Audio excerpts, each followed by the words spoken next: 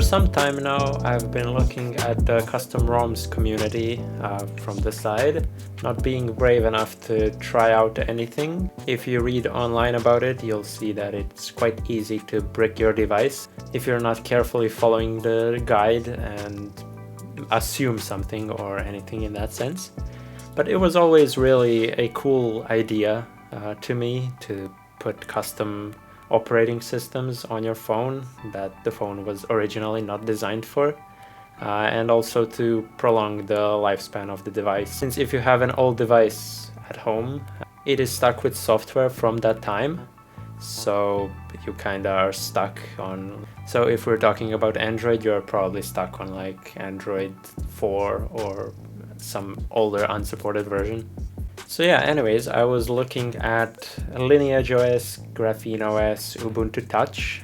They're the most popular other operating systems for your Android devices. They all have their list of supported devices, and there were a few devices I had at home I could give it a try on.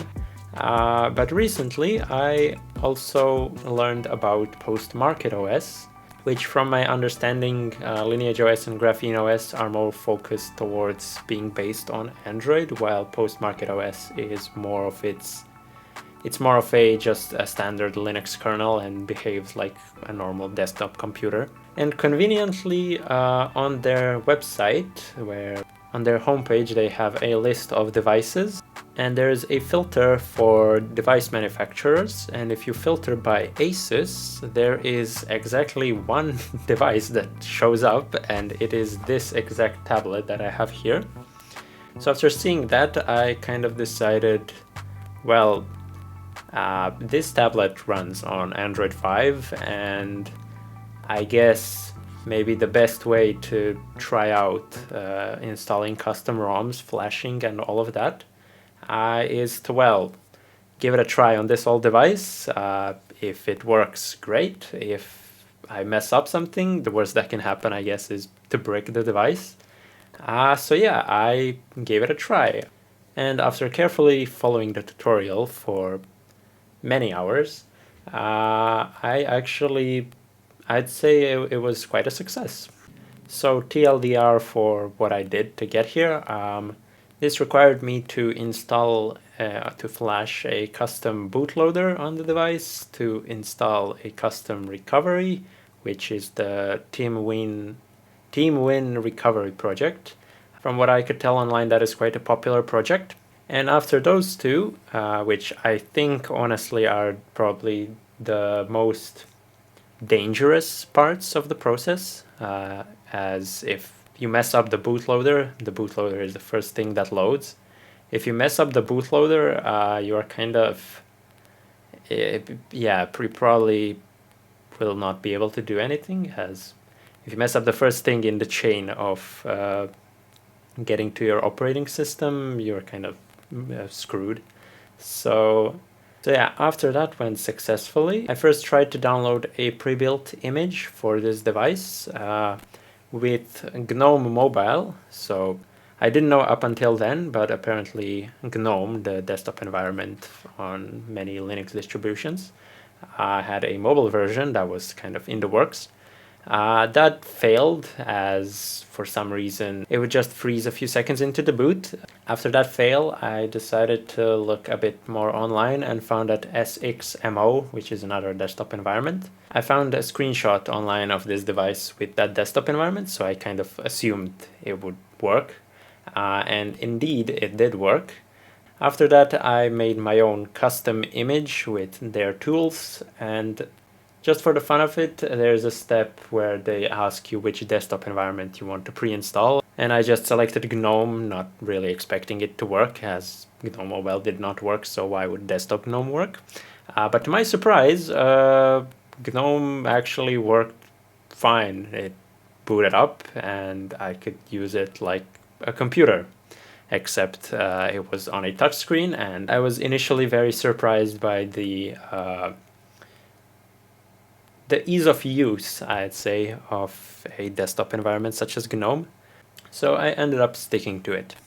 So while looking up at the partitions, as it said online, there is on this specific device a about 300 megabyte partition that was used for marketing and stuff that was invisible to the Android operating system that was initially on this and still is on this, because you guessed it, on that 300 megabyte partition you can put the kernel of the device and boot from that partition and then set the SD card as the main home directory in Linux. And I don't know the specifics of it, but you can essentially boot or use Linux from the SD card, which I'm sure slows down the whole experience and responsiveness.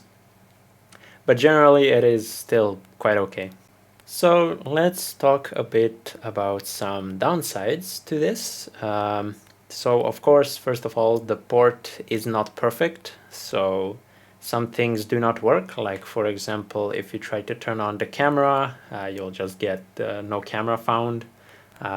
This is a known issue. Bluetooth also doesn't work for whatever reason. And the main issue is the lack of RAM. So this specific device is from 2014. Interestingly enough, it runs on an x86 Intel processor. Has 16 gigabytes of internal storage, which again I'm not using since I'm booting from or using space on the SD card. And that way, yes, I can dual boot.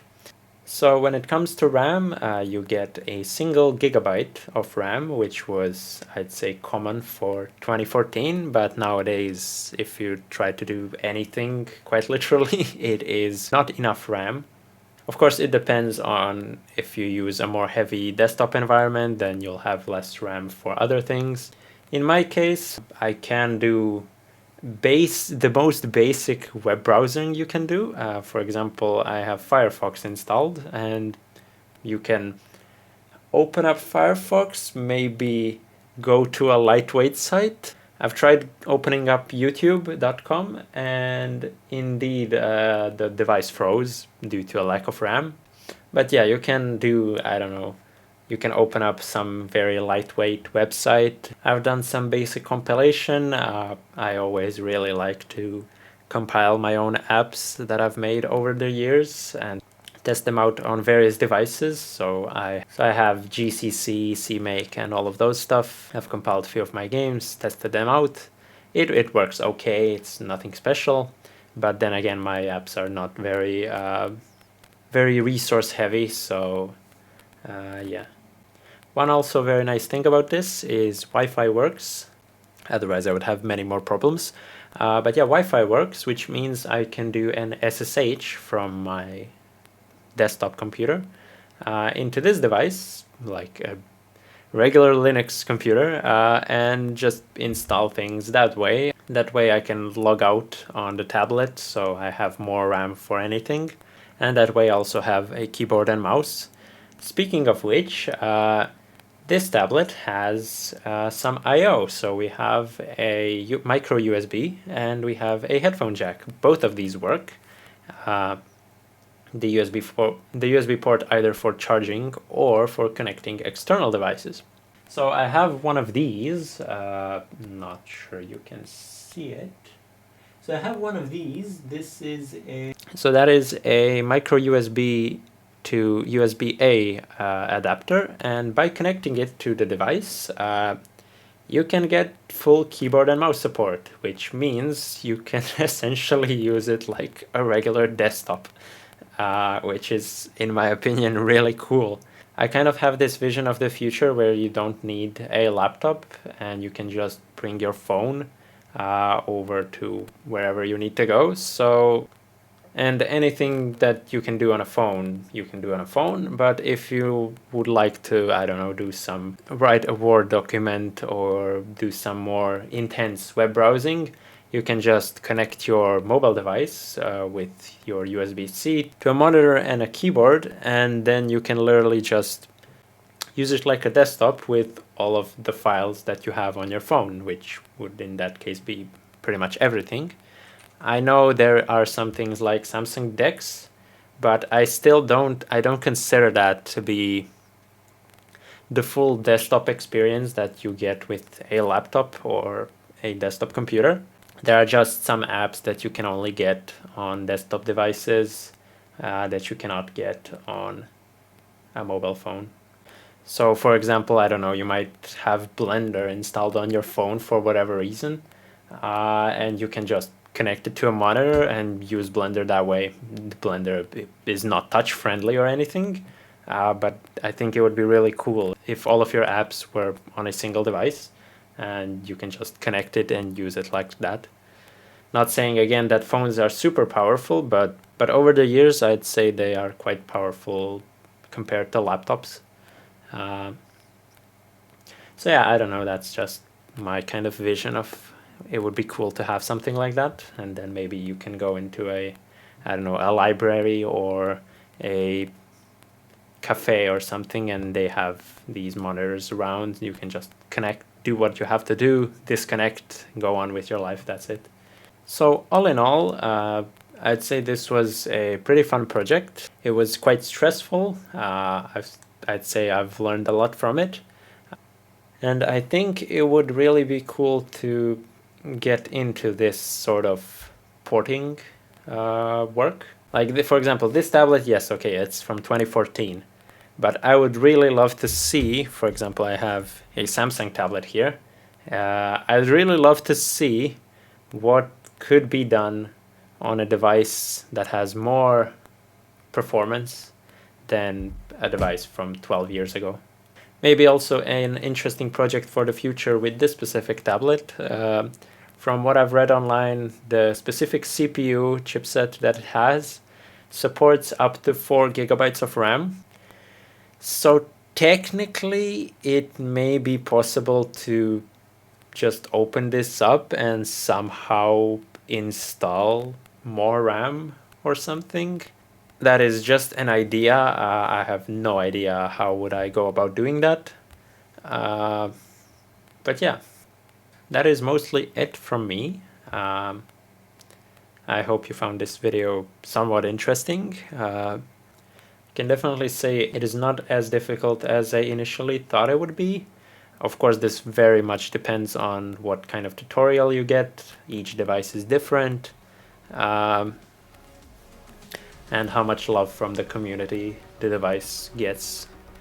But yeah, I think it would be really cool to learn more about this stuff and maybe someday port my own device over to this. I know it's a ton of work, but someday we'll get there. That's about it. So yeah, thanks for watching, and until the next one.